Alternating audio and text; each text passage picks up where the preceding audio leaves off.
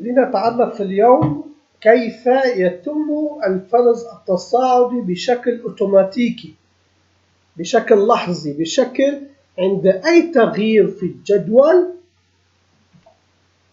تتأثر الخلايا وتترتب مع بعضها إلى أن تعطي القيمة الأصغر.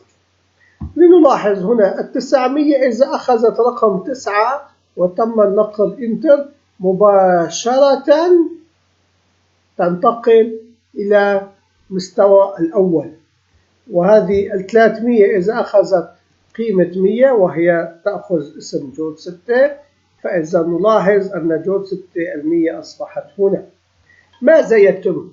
ما هي البرمجة الموجودة في هذا الملف؟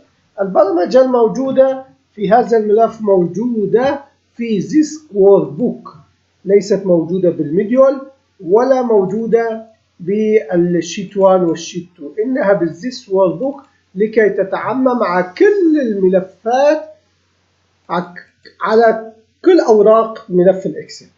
وهي تقول أي تغيير يكون في أي ورقة من أوراق الملف نذهب إلى A1 ونطلب عملية الفرز على أساس B1 ويتم الفرز تصاعديا، وهذا هو ما يتم بشكل لحظي وبشكل تغييرات. كل ما يتم التغيير نحصل على النتيجة المطلوبة وهي الفرز التصاعدي.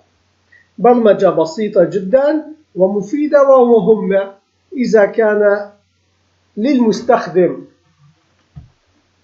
حاجة لكي يتم الفرز مباشرة بدون استخدام زر الفرز يدويا. شكرا لمتابعتكم، نلتقي في درس جديد ومعلومة جديدة إن شاء الله غدا.